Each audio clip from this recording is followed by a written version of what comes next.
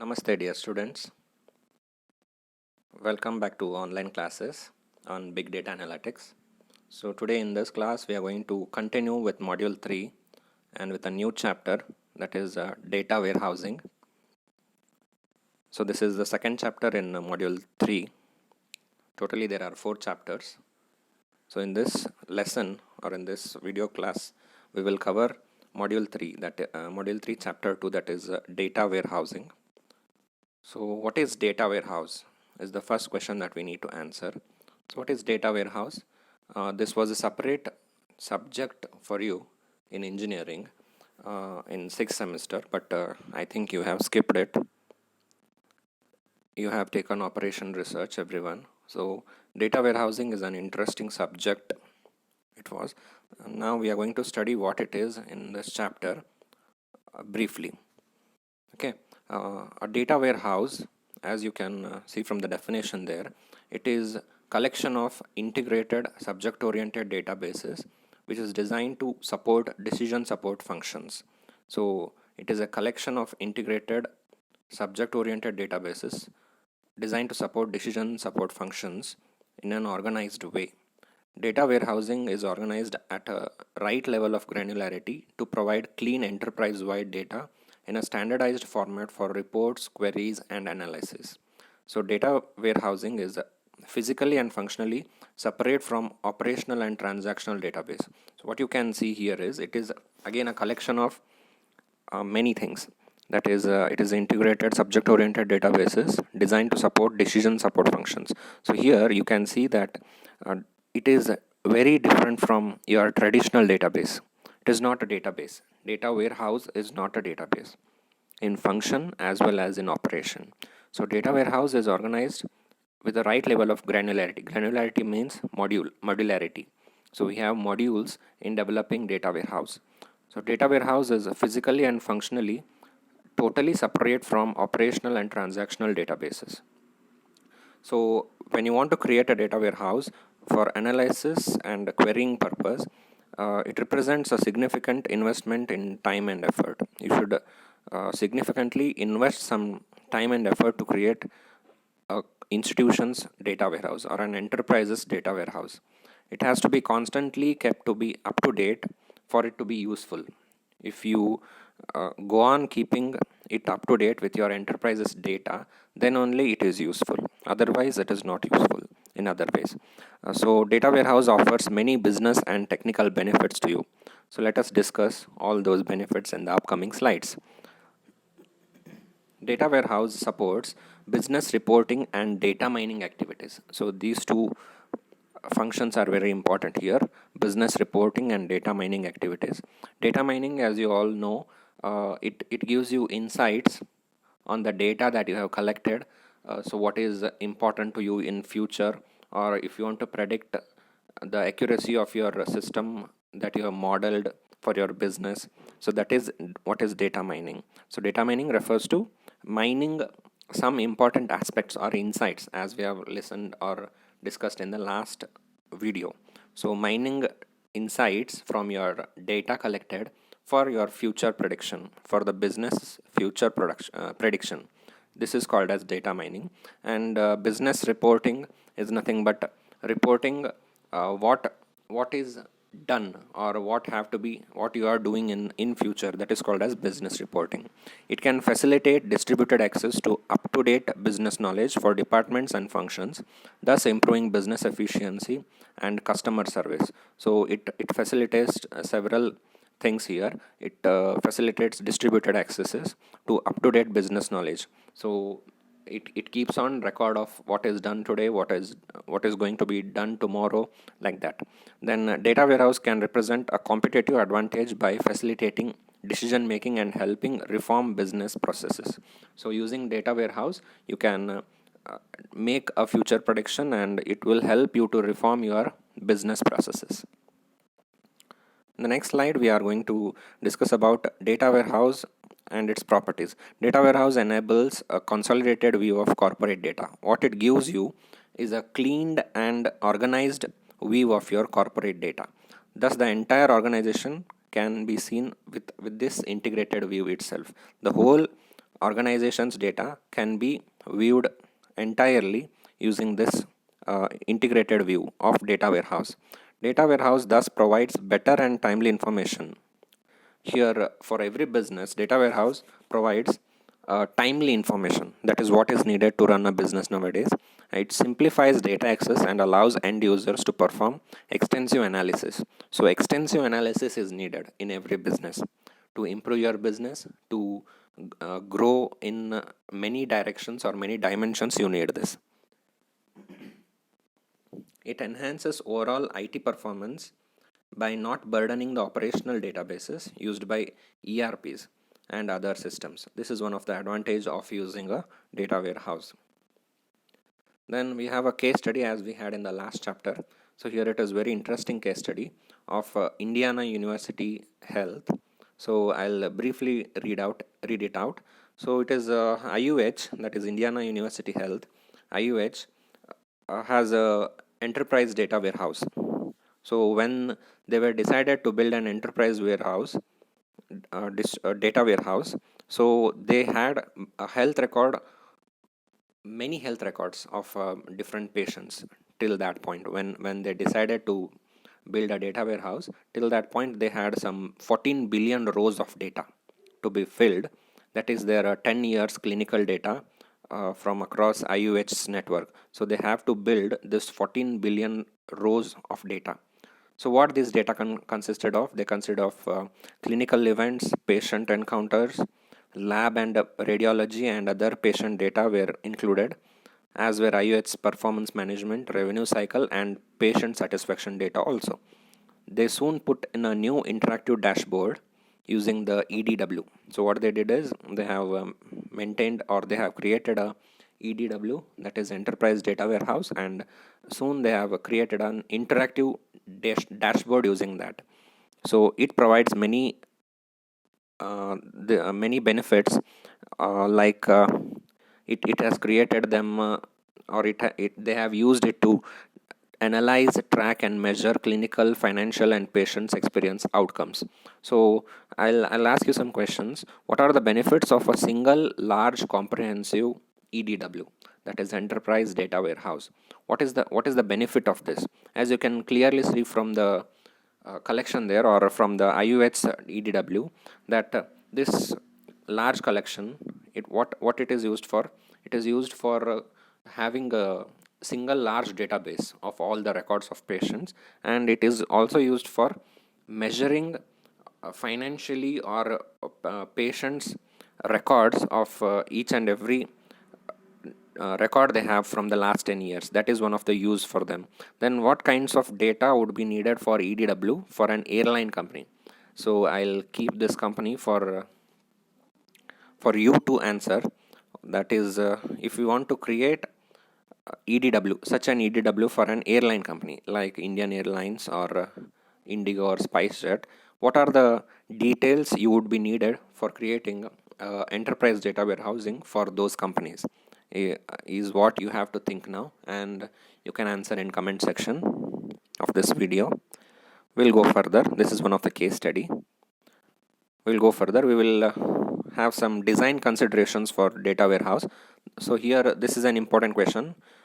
This question will be asked for 8 marks in VTU exams, external exams, and as well as in internals also. I'll ask this question. This is an important question. Note down the question. Question may be asked as explain design considerations for data warehousing, or you can also ask it as explain some of the requirements for a good data warehouse. So this is how the question may be asked. So the objective of data warehouse is to provide business knowledge to support decision making. So for a data warehouse to be good, it has some requirements. It has some things to be aligned with. So that we will discuss in the next slide.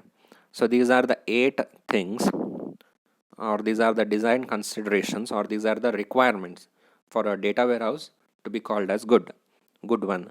Then what are these? The first one is subject oriented. What do you mean by subject oriented? To be effective, data warehouse should be designed around a subject domain, that is to help solve a certain category of problems. So that's why your data warehouse, what you create, should be subject oriented. It should be designed around a subject domain in other sense. Then it should be integrated.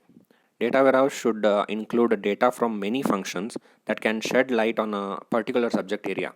Thus, the organization can benefit from a comprehensive view of the subject area. So it should include data from many functions, so that it should be integrated, right? Then the third one, time variant. The data in data warehousing should grow at daily or other chosen interval. So like some data, or in some companies data will come every fortnight, or in some companies data will come every hour, or in some cases or in some companies data will arrive at daily interval. So you should consider all these things. A good data warehouse should consider all these things. And a good data warehouse should be non-volatile. Data warehouse should be persistent. To be called it as non-volatile, it should be persistent. That is, what do you mean by persistent is, it should not be created on a fly from operations database. So whatever database is there, it should not be created within a fly of a second.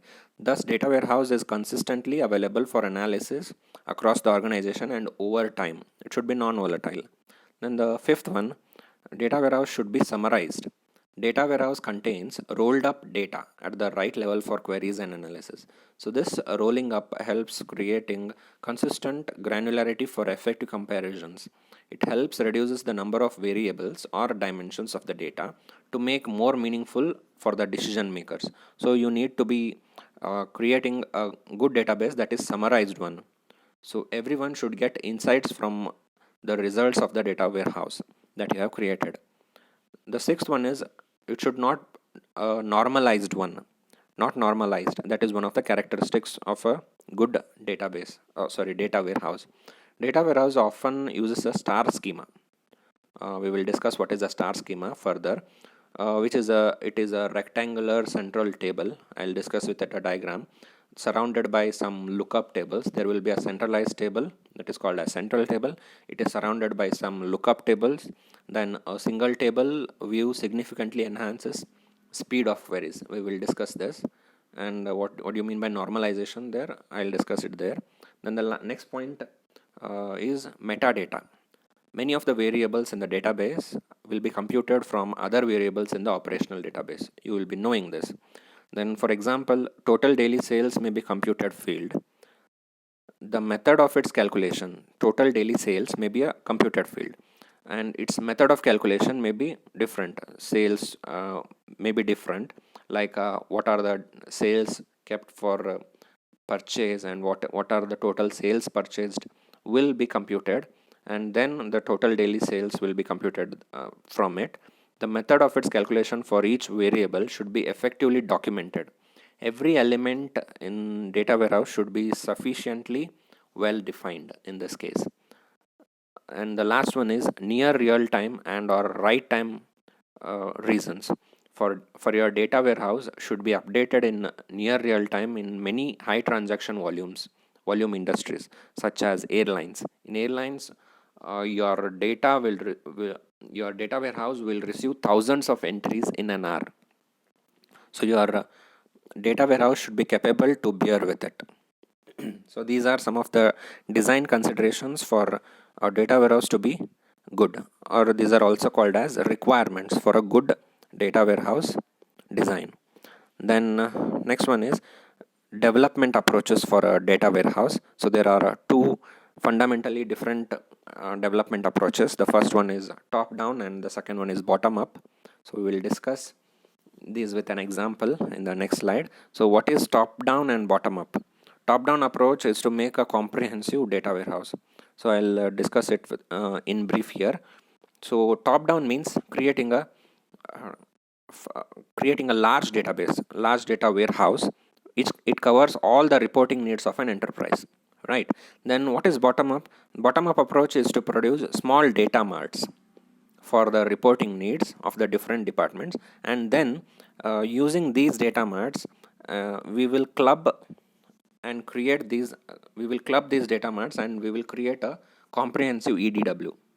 Okay, so what is top down? Top down means creating a comprehensive EDW at the first stage. and then creating a smaller data marts as and when needed. Whereas bottom-up approach means creating smaller data marts and then creating a comprehensive EDW out of this. So the top-down approach provides consistency.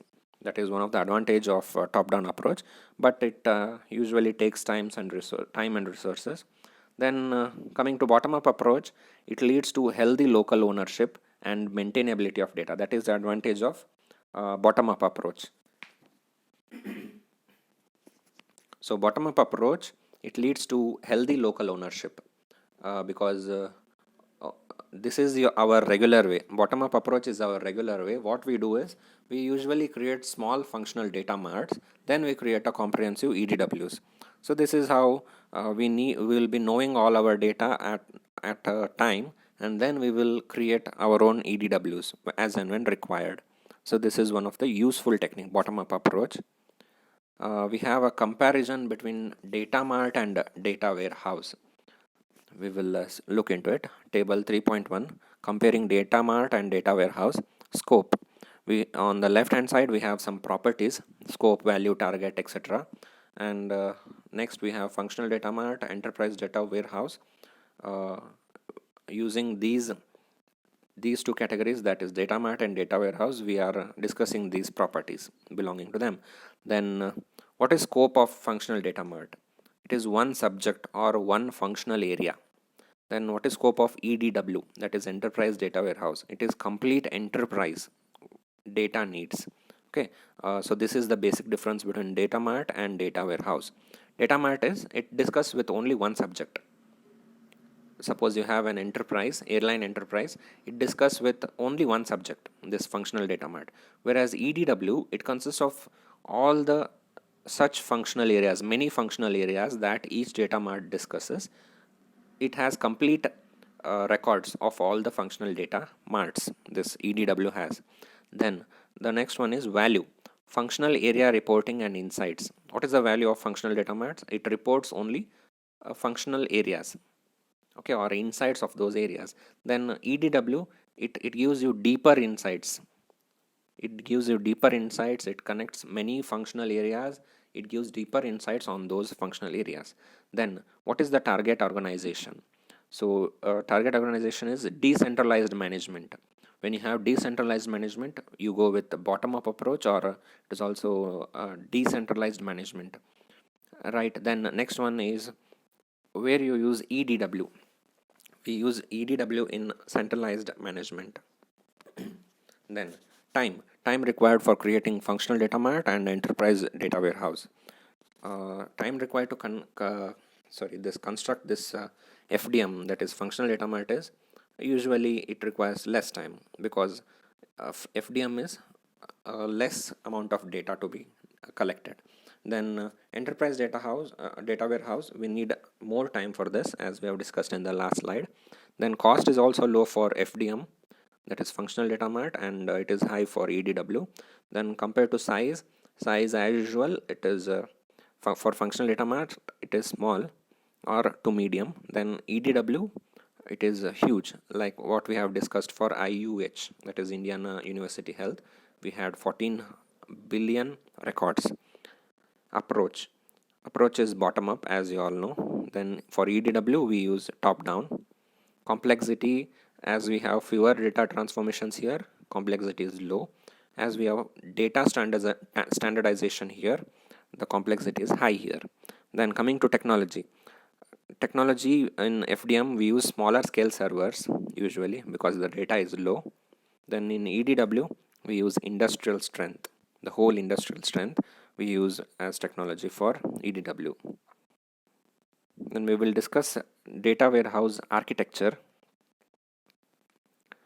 So we will discuss it with the help of this figure, data warehousing architecture. So data warehouse has 4 key elements as shown in figure 3.1. The first element is the data sources. As you can see from the figure, the first element is data sources. It provides the raw data. Okay, so it provides raw data. This one, what I'm showing, data sources, it provides raw data. It has some points here. ERP systems, legacy systems, point of sale, RFID system, web usage. So these are some of the functions that data sources or data source operations these are. Then the suppliers, customers, and government are external operations. Then coming to the second source or second element, the second element is the process of transforming that data to meet the decision needs. That is data transformation element. That is second element. So what are the operations here? Select data. What are the operations here? Select data, extract data, cleans data, compute data fields, integrate data, and loading the data. These are data transformation methods. So coming to the third element is the methods of regularly and accurately loading of that data into EDW. So how you load a data into EDW, that is using third element, that is data mart. So one data mart for each department is created, and a warehouse will be created for the whole enterprises by collecting all these data marts. Then the fourth element is the data access and analysis part, where devices and application use the data from data warehouse to deliver insights and other benefits to users. So here we have accessing users and application. So we have OLAP tools here, reporting tools, then dashboards, queries, mobile devices, data mining, custom apps. So these are some of the operations that is done in the accessing users and applications element. So this is the overall data warehouse architecture. A question for 4 marks can be asked on this. So what is the question asked? Explain data warehouse architecture. So these 4 points you have to write. These 4 points you have to write, and you have to draw this diagram for that answer, for that question, sorry. The next point is data sources. Data warehouses are created from structured data sources.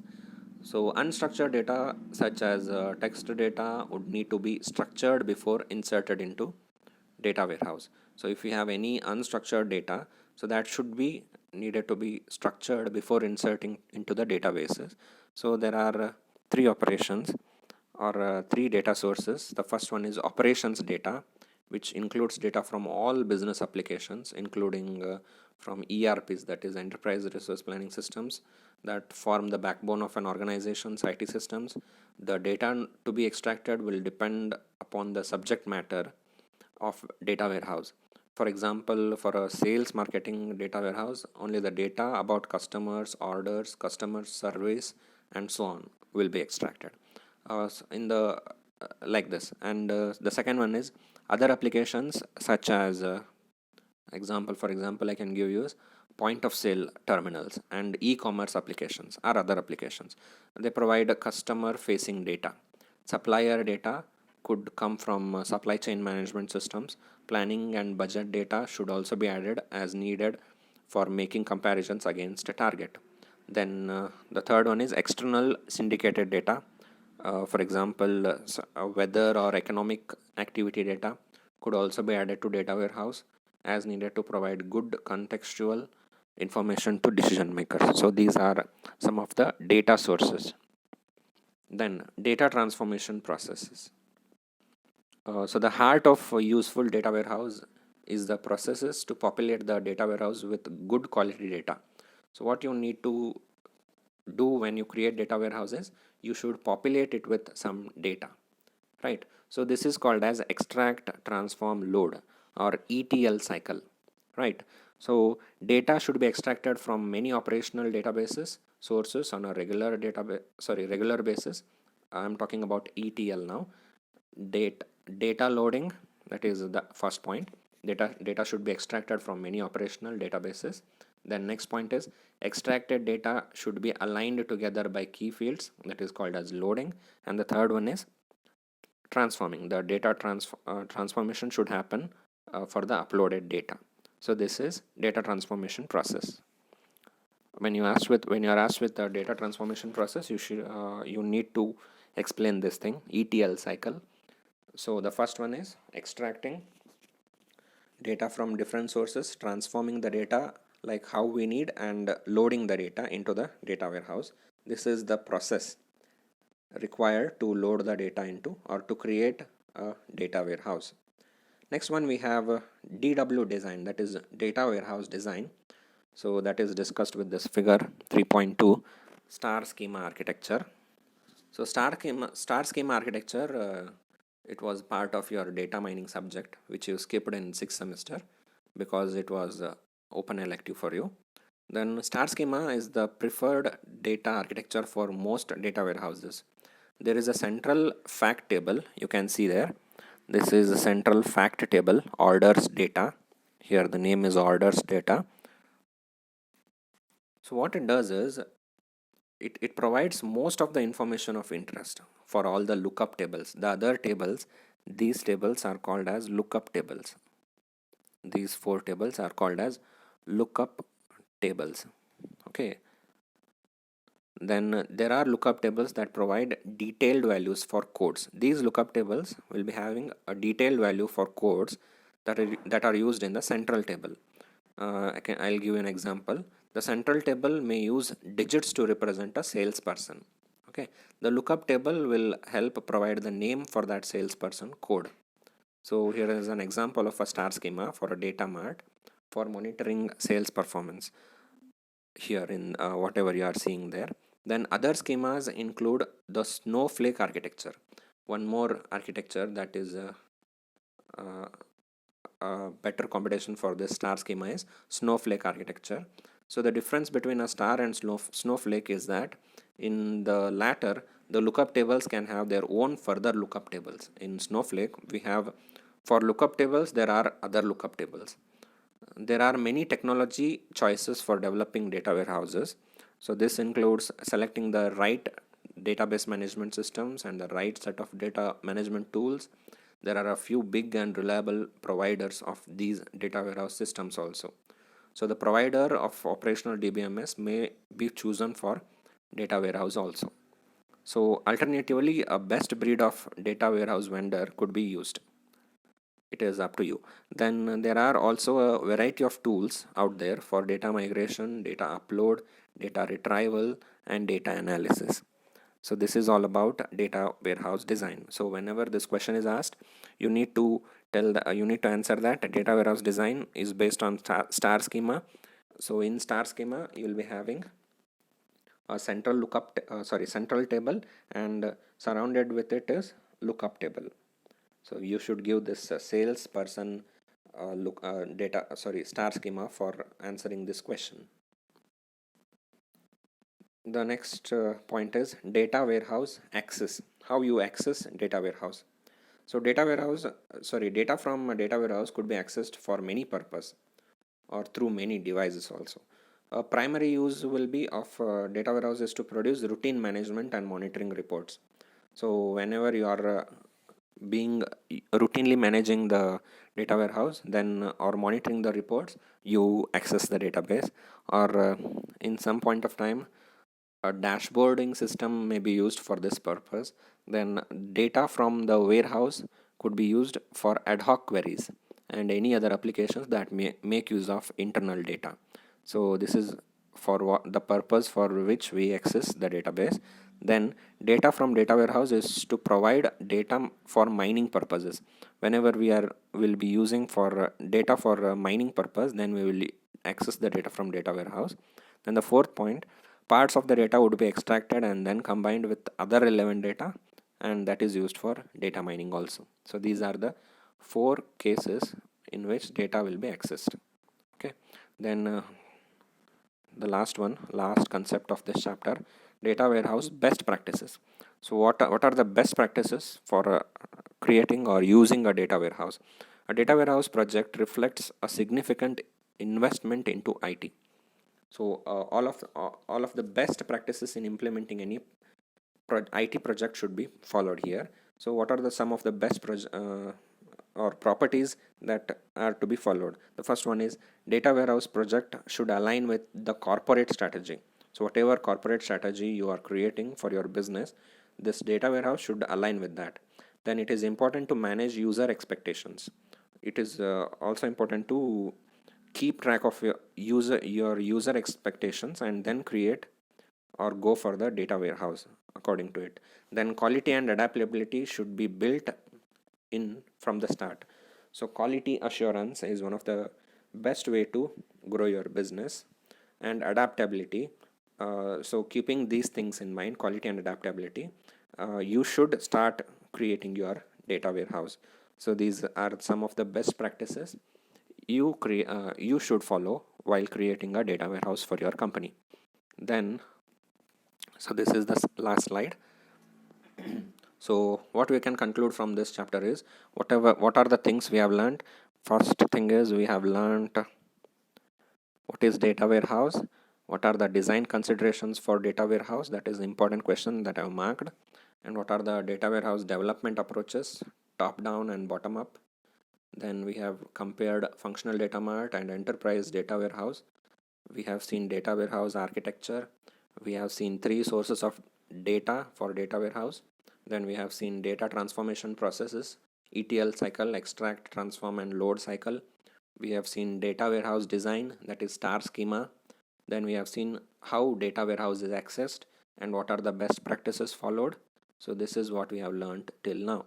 So data warehouse are special data management facilities intended for creating reports and analysis, actually, to support managerial decision making.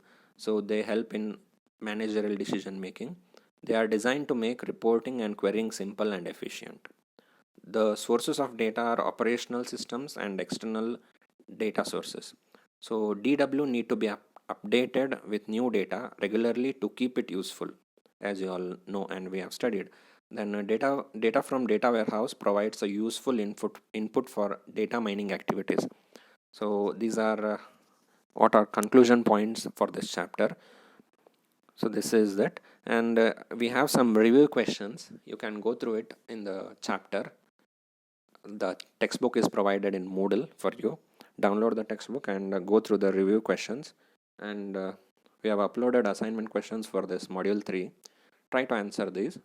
2 main questions I have already explained in this chapter. So go through it.